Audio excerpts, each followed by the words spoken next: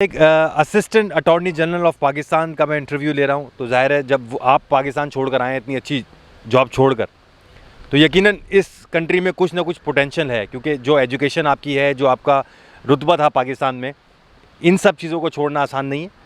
तो यकीनन पुर्तगाल में पोटेंशियल है, so that's why you are here. कोई ऐसा रिग्रेट यहाँ आके? अच्छा, ये पुर्तगाल बड़ा एक ज़बरदस्त मुल्क है जी। हेलो मेरे दोस्तों, उम्मीद है आप सब लोग खैरियत से होंगे। मेरे दोस्त, अपने नए व्लॉग में आपको खुशामदीद कहता हूँ। और जैसा कि आप सब लोगों को पता है कि मैं पुर्तगाल, यूरोप, शेंजन के हवाले से आपको मुख्तलिफ़ किस्म की इन्फॉर्मेशन देता रहता हूँ। यहाँ की इमिग्रेशन के हवाले से आपको अपडेट करता रहता हूँ। आज जो मेरे गेस्ट हैं वो माशाल्लाह बड़े नामी ग्रामी हैं। मैंने इनसे रिक्वेस्ट की, इंटरव्यू की। ये माशाल्लाह पाकिस्तान में असिस्टेंट अटॉर्नी जनरल रह चुके हैं और ये बहुत ज़्यादा पसंद करते हैं स्वीडन को। तो ये स्वीडन आए और स्वीडन से यहाँ पुर्तगाल का इन्होंने रुख किया। तो हम इनसे जानेंगे कि पुर्तगाल का रुख इन्होंने क्यों किया। दूसरा, हम इनसे जानेंगे कि वो क्या तरीक़ेकार हैं कि हमारे पाकिस्तान, इंडिया, बांग्लादेश के लोग किस तरीके से आराम से ये यूरोप मूव कर सकते हैं, और अगर वो मूव करते हैं तो कौन सा कंट्री बेस्ट है, क्योंकि ये लॉयर भी हैं। इन्होंने इमिग्रेशन को बहुत करीब से देखा भी है और देख भी रहे हैं। तकरीबन तमाम दुनिया माशाल्लाह ये घूम चुके हैं। और इमिग्रेंट्स के हवाले से, इमिग्रेशन के हवाले से जितनी इन्फॉर्मेशन है कोशिश करेंगे इनसे लें। तो आए वीडियो शुरू करते हैं। अस्सलाम वालेकुम सर, कैसे हैं आप? वालेकुम अस्सलाम। बहुत शुक्रिया जनाब, आपने अपने इतने बड़े चैनल पे हमें दावत दी। नहीं सर, एहसास की बात है, ये मोहब्बत है आपकी। दूसरा, मैं ये कह रहा था कि मैंने जो आपका इंटरव्यू लिया है उसमें कोई कमी तो नहीं रह गई? ज़्यादा ही हो गया मेरे ख्याल। आपकी मोहब्बत है, मेहरबानी। मुझे ये बताएं कि आप माशाल्लाह एक अच्छे बड़े ओहदे में फ़ाइज़ थे पाकिस्तान में। आपने पाकिस्तान छोड़ा, आप स्वीडन आए। तो स्वीडन को छोड़ के पुर्तगाल आने की क्या वजह हुई है? सबसे बड़ी वजह तो फ्लेक्सिबल इमिग्रेशन पॉलिसी, ठीक है। और स्वीडन छोड़ने की सबसे बड़ी वजह the most rigid immigration policy. अच्छा। इस वक्त यूरोप में जो एंटी इमिग्रेंट कैंपेन है, बदकिस्मती से स्वीडन उसको लीड कर रहा है। और इस वक्त वो यूरोपीय यूनियन की सदारत भी स्वीडन को मिल गई है। तो उनकी कैंपेन जो इमिग्रेंट्स और ख़ास तौर पे असाइलम सीकर्स के ख़िलाफ़ एक इंटरनेशनल कैंपेन बनती जा रही है। और मैं देख रहा हूँ कि फ्यूचर में जो लोग असाइलम सीक करते हैं उनके लिए बहुत मुश्किल होता जाएगा। जो नई पॉलिसीज़ आ रही हैं और जो नए जो डिबेट्स हो रही हैं वो इनकरेजिंग नहीं है। तो पुर्तगाल यूरोप के अंदर नहीं बल्कि पूरी दुनिया के अंदर, मैं समझता हूँ जो इमिग्रेशन लॉज पॉलिसी से जो मेरी वाकफ़ियत है, मैं समझता हूँ कि अफ़गानिस्तान से भी अच्छी पॉलिसी है पुर्तगाल की, कि अगर आपने यूरोप में आके सेटल होना है तो पुर्तगाल इज़ दी वे फॉरवर्ड कि आप यहाँ पे मूव कर सकते हैं। ठीक है। अच्छा, मैं ये पूछना चाह रहा था कि मेरे पास ना यूट्यूब से बहुत सारे भाइयों के इस बार कॉल्स और मैसेज आए। उन्होंने मुझसे बोला कि हम स्वीडन में हैं और हम पुर्तगाल मूव करना चाह रहे हैं। तो मैंने उनको बोला, मैंने कहा यार आप स्वीडन में इतने अच्छे जगह पे, जो बहुत खैर है तो ये भी शेंजन कंट्री, ठीक है ना, और यूरोपियन यूनियन का हिस्सा है, शेंजन कंट्री है। और अगर यूरोपियन यूनियन और शेंजन कंट्री के हिसाब से देखें तो जो मकाम कानूनी तौर पे स्वीडन को हासिल है वही पुर्तगाल को भी हासिल है। लेकिन मैंने उनसे सवाल किया, क्योंकि यहाँ वेजेस कम है और यहाँ ज़्यादातर लोग पेपरों के लिए आते हैं, तो मैंने उनसे सवाल किया। मैंने कहा भाई क्यों छोड़ रहे हो? तो कह रहे हैं यार स्विट्ज़रलैंड और स्वीडन ने इतनी ज़्यादा सख्ती कर दी है कि ये हमारे जो वीज़े थे, ये 4-4 साल के जो कार्ड थे, 3-3 साल के जो कार्ड थे, 2-2 साल के जो कार्ड थे, ये एक्सटेंड नहीं हो रहे हैं। तो बहुत बड़ी तादाद जो है वहाँ से मूव कर रही है। आज आप मेरे साथ थे, मुझे आप गवाही देंगे इस चीज़ की कि मेरे पास अभी रिसेंट एक यूएस से कॉल आई थी।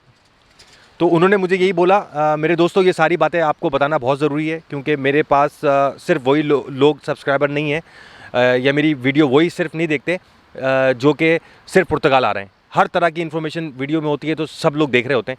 तो आज जो मेरे पास कॉल आई, वो भाई बोल रहा था यार मैं अमेरिका में हूँ, और जब मैं अपने कंट्री से निकला था तो मैं ये सोच के निकला था कि मैं इंडिया कभी वापस नहीं जाऊँगा। वो भाई इंडियन थे, लेकिन 2 साल गुजारने के बाद मुझे ऐसा लगता है कि मैंने गलती की। कभी भी अपना आने जाने का रास्ता जो है वो बंद नहीं करना चाहिए। मुझे ऐसे वीज़े पे आना चाहिए था, या ऐसा वीज़ा कन्वर्ट कराना चाहिए था कि मैं आराम से अपने कंट्री आ जा सकता। तो अब वो बड़ा रिग्रेट कर रहे थे। वीज़ा उनका समझ लें कि वो उनकी जो मुद्दत थी वो ख़त्म हो चुकी थी। अब वो वापस जाते हैं तो अगर भारत, तो वो वापस नहीं आ सकते। अच्छा जी, इंडिया, पाकिस्तान, बांग्लादेश वगैरह से जो लोग आते हैं ना, उनके लिए चंद बुनियादी जो इनका इमिग्रेशन सिस्टम है उसको समझना बड़ा ज़रूरी है। जो पॉलिसीज़ हैं, यूरोपियन यूनियन गवर्न करता है अपने रूल्स और डायरेक्टिव्स के ज़रिए जो यहाँ पे रेजिडेंट्स को, उन डायरेक्टिव्स की बेस पे हर मुल्क अपनी अपनी लेजिस्लेशन करता है। ठीक है। तो बुनियादी तौर पे कुछ ऐसे प्रिंसिपल्स हैं जिनकी बेस पे ये सारी लेजिस्लेशन होती है हर मुल्क के अंदर। सही। तो अब आने के क्या तरीके हैं जी? आने के एक बहुत कॉमन तरीका है जी, टूरिस्ट वीज़ा पे आएँ, यहाँ आके लोग असाइलम सीख कर लेते हैं। बहुत बड़ा नंबर था जिन्होंने पिछले साल में असाइलम सीख किया, उनमें इंडिया से सबसे बड़ी तादाद थी। अच्छा। दूसरा तरीका है कि जी आप रेजिडेंस वीज़ा लेके आएँ। ठीक है। उसमें 6 प्रूवन मेथड्स हैं, जो 6 किस्म के वीज़ाज़ हैं, आप कह लें पॉलिसीज़ हैं, जो जिनमें से किसी एक में आप फॉल करते हैं तो आप थोड़ा आपको टाइम लगेगा प्रोसेस में, थोड़ा प्रोसेस कॉम्प्लिकेट होगा, लेकिन अगर आप वीज़ा हासिल कर लेते हैं तो आपकी यहाँ की ज़िंदगी बहुत आसान हो जाएगी और आपके लिए यहाँ फिर आप यूरोपियन लाइफ एंजॉय करेंगे। अदरवाइज़ यहाँ पे अगर आते हैं, आप टूरिस्ट वीज़ा पे आते हैं और किसी वहाँ से स्विच करते हैं किसी और वीज़ा कैटेगरी में, तो उसकी एक भारी प्राइस है जो आप समझते हैं, यहाँ रहने वाला हर ओवरसीज़ समझता है। तो पुर्तगाल में ये फ़ायदा है कि पुर्तगाल वाहिद कंट्री है कि आप आएँ और यहाँ आके अपना टूरिस्ट वीज़ा आपने लिया, आप यहाँ पे आ गए, यहाँ पे आप एक्सप्रेशन ऑफ इंटरेस्ट जिसको फाइल अपनी करें और यहाँ पे लीगली आप स्टे कर लेते हैं, लीगलाइज हो जाते हैं, आपको राइट टू वर्क मिल जाता है, राइट टू बिज़नेस मिल जाता है, राइट टू हेल्थ मिल जाता है, हेल्थ सर्विसेज मिल जाता है और आपको कार्ड भी मिल जाता है जो टेम्परेरी रेजिडेंस कार्ड है पहला। तो बुनियादी तौर पे 6 से 7 ऐसी कैटेगरीज़ हैं, ऐसे मेथड्स हैं और ऐसी वीज़ा टाइप्स हैं जिनमें से किसी एक में अगर आप अप्लाई करें, थोड़ा सा आप टाइम लें, अगर उसमें आप फॉल करते हैं, जैसे वर्क वीज़ा है, स्टडी वीज़ा है, बड़ा पॉपुलर है स्टडी वीज़ा, एक अल्टीमेट वे है to obtain residence and citizenship of Europe और फैमिली रियूनिफिकेशन है और बहुत से दीगर हैं जो जिस पे मैंने अभी एक वीडियो भी बनाई है, जिसके 6 प्रूवन मेथड्स हैं, उनमें मैंने डिटेल में अच्छा मेरे दोस्तों, इनका यूट्यूब चैनल मौजूद है। आपको किसी किस्म की कोई इन्फॉर्मेशन चाहिए, ये पुर्तगाल के हवाले से किसी किस्म की कोई इन्फॉर्मेशन चाहिए, यूरोप के हवाले से, शेंजन के हवाले से, तो माशाल्लाह आपका यूट्यूब चैनल के बारे में बताएंगे थोड़ा सा। अभी आपने रिसेंटली स्टार्ट किया है, उसका नाम प्लीज़ बता दीजिए। मैंने अभी स्टार्ट किया है फ़र्रुख डाल के नाम से, DALL, और हैंडल है उसका फ़र्रुख_डाल। उसमें मैं जो लेटेस्ट ट्रेंड्स हैं, इमिग्रेशन पॉलिसीज़ हैं, इमिग्रेशन के लॉज़ हैं, वो मैं डेली बेसिस पे पोस्ट शेयर कर रहा होता हूँ। अगर इन्होंने मुनासिब समझा तो लिंक उसका शेयर कर देंगे। अगर वो स्टूडेंट उस एज ग्रुप में है जहाँ पे स्टूडेंट है, तो सबसे अच्छा वीज़ा स्टूडेंट है। ठीक है, क्योंकि वो यंग है, एनर्जेटिक है, वो जो फटीग होती है इधर की, वो एक उस वक्त उसके पास एनर्जी, ताकत होती है कि वो फेस कर ले 2-3 साल गुजारे। अगर वो उस एज ग्रुप में, जिस एज ग्रुप में आप हैं, जिस एज ग्रुप में मैं हूँ, फैमिलीज़ हैं, बच्चे हैं, तो मैं समझता हूँ कि किसी भी दूसरे तरीके में नहीं आना चाहिए। आप जो 7 कैटेगरीज़ हैं वीज़ाज़ की, उनमें से किसी एक में अप्लाई करें और थोड़ा सा टाइम ज़्यादा लग जाएगा। उसमें आप जब आएंगे तो आपके लिए बड़ी आसानी है, ज़िंदगी आसान हो जाएगी आपके लिए। और दूसरा ये कि पुर्तगाल के हवाले से ये कि एक बड़ा सीधा रास्ता, आप अगर आप चाहते हैं तो सीधा लें, टूरिस्ट वीज़ा लें, विजिटर वीज़ा लें यूरोप का, शेंजन स्टेट का किसी एक मुल्क का लें, वहाँ से पुर्तगाल आ जाएँ, यहाँ अपना एक्सप्रेशन ऑफ इंटरेस्ट सबमिट करें और लीगल हो जाएँ। और यहाँ पे 2 साल के अंदर आपको रेजिडेंस कार्ड मिल जाता है। रेजिडेंस कार्ड जब आप मिलता है तो आपको राइट टू ट्रैवल मिलता है, शेंजन में भी और पाकिस्तान में भी या इंडिया में भी।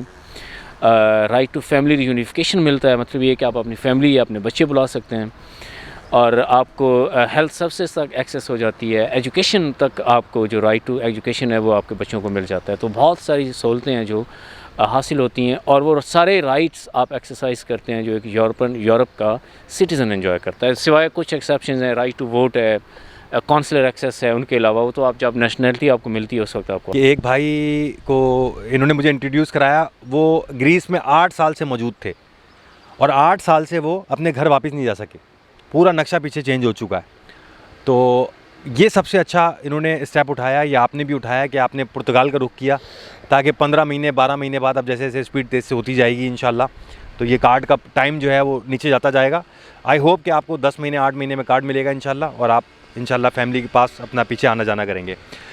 एक मेरा आखिरी सवाल आपसे ये है कि पाकिस्तान से एक नॉर्मल आदमी जो अपना वीज़ा लगाता है, क्या डॉक्यूमेंट उसको चाहिए? आज भी मेरी एक भाई से बात हो रही थी, तो अब बहुत सारा मुश्किल हो जाता है मुझे अलग अलग बंदों को बताना। इस वीडियो के ज़रिए ये बता दें कि क्या डॉक्यूमेंट आपको चाहिए कि आप easily you can get Shenzhen visa from your own country. अच्छा, शेंजन वीज़ा के लिए तो स्टैंडर्ड डॉक्यूमेंट्स हैं जो हर एम्बेसी की वेबसाइट पे मिल जाती है, चेकलिस्ट मिल जाती है। जो VFS है, जेरी है, उसकी वेबसाइट पे वो डॉक्यूमेंट्स अवेलेबल हैं। एक स्टैंडर्ड डॉक्यूमेंट्स हैं। उसके बाद हर शख्स की प्रोफाइलिंग होती है, सही।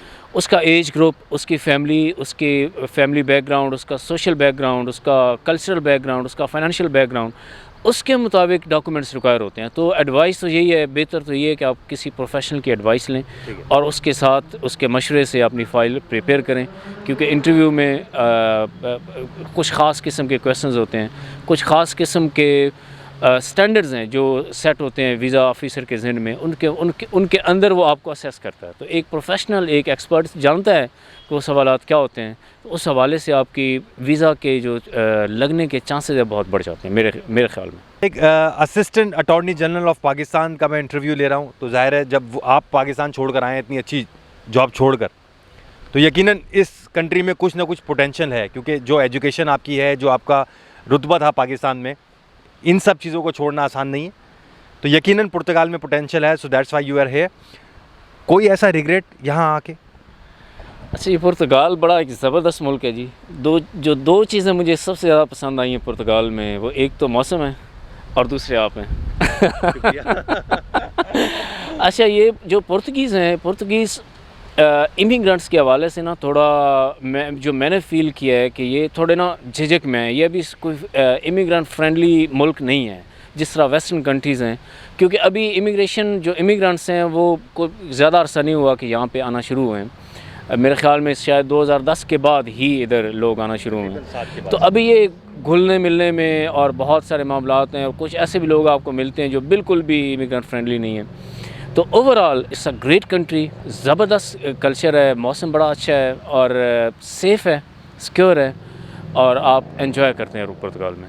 अच्छा, इसकी एक वजह मुझे और नज़र आई, मैं थोड़ी सी बात आपकी आगे बढ़ाऊंगा, क्योंकि मैंने ये देखा कि ये बड़ा पीसफुल कंट्री है, ठीक है। हम लोगों ने आके यहाँ ज़बरदस्त गन फैलाई है, ठीक है ना, जुगाड़े ढूंढी हैं, इस तरह की जुगाड़े ढूंढी हैं कि हमें अब ये चीज़ें एक्सेप्ट नहीं कर रहा है। ये बोल रहे हैं कि भाई अगर तुमने फॉर एग्जांपल लाइसेंस है, तो लाइसेंस अगर तुमने हमसे एक्सचेंज करवाना है तो तुम फॉरेन अफेयर्स से पहले अटैच कराओगे, फिर जाके तुम हमारी एम्बेसी से अटैच कराओगे, उससे पहले एनओसी भी लो, उससे पहले एनओसी भी लो। तो हमारे कारकर्दगियाँ कुछ ऐसी रही हैं। अब मैं आपको एक मिसाल दूँ कि मैं यहाँ 2-3 लोगों को ऐसे जानता हूँ कि उन्होंने क्या किया कि उनके पास बार कोड भी नहीं था फाइल का, और उन्होंने क्या किया, वो गियर लेके घूम रहे हैं, ड्राइविंग लाइसेंस घूम रहे हैं लेके। तो मैंने कहा यार ये कैसे हो सकता है?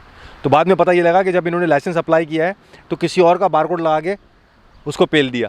तो अभी भी ये हम लोग हरकतें कर रहे हैं यहाँ पे। बहुत सारी ऐसी मिसालें हैं, लेकिन मैं समझता हूँ कि सिर्फ पाकिस्तानी नहीं, बाकी देसी कम्युनिटीज़ भी ये करते हैं। मैं सबसे बड़ी जो मार्केट है वो, माफ़ कीजिएगा, बंगालियों की है, और इंडियंस भी कुछ ऐसे साहिबान हैं जिनको हम जानते हैं ये प्रैक्टिस कर रहे हैं, लेकिन ये करता है पर्सन टू पर्सन वेरी। मुझे लगता है कि ये शायद इतना मुल्क के साथ इसका ताल्लुक़ नहीं है। और यहाँ भी इवन आप पुर्तगीज़ कम्युनिटी से वाकिफ़ हैं, यहाँ भी इस किस्म के लोग हैं जो क्रिमिनल्स हैं और ठीक लोग नहीं हैं। तो बिल्कुल ऐसे प्रैक्टिस हुई हैं, फेक लाइसेंसेस भी बनते हैं और बहुत कुछ हो रहा है जो जिक्र भी नहीं करना चाहिए। सही बात। तो और कुछ बोलना या बस करें? ठीक है, लंबा हो जाएगा। और लंबा। अच्छा, पूरा नाम एंड का भी बताइएगा आपने, ताकि मैं उसको शट ऑफ करूँगा। फर्रुख डाल, DALL, डाल। ठीक है, तो यहाँ से लेता हूँ। अच्छा, आप छोड़ दें शायद। जी ठीक है, फ़र्रुख डाल साहब, बहुत बहुत शुक्रिया आपका। मेरे दोस्तों, इनका यूट्यूब चैनल भी है और ये बड़ी एक माशाल्लाह पढ़ी लिखी पर्सनैलिटी है हमारी पाकिस्तान की। मैं अपने चैनल में इनका लिंक भी शेयर कर दूंगा, और कोशिश कीजिएगा इनको लाइक करें, सब्सक्राइब करें। कोशिश नहीं, 100%। अपना बहुत ख्याल रखें इंशाल्लाह। अच्छा, मैं अपना नंबर भी आपको नीचे लिख दूंगा डिस्क्रिप्शन में। कोई किस्म के कोई सवाल हो तो आप मुझसे कर सकते हैं, लेकिन ज़्यादा पिएंगे तो यू हैव टू पे, ओके। स्पेशली हमारे पाकिस्तानी भाई जो हैं, उनको मैंने अब एक छोटा सा उनके ऊपर लक़ब लगा दिया है कि भाई ये एक छोटी सी मामूली फ़ीस है, ये मुझे दें, और फिर मैं आप मुझसे सारी रात लाइव चैट करते रहें। ठीक है मेरे दोस्तों, अपना ख्याल रखें। अल्लाह हाफ़िज़।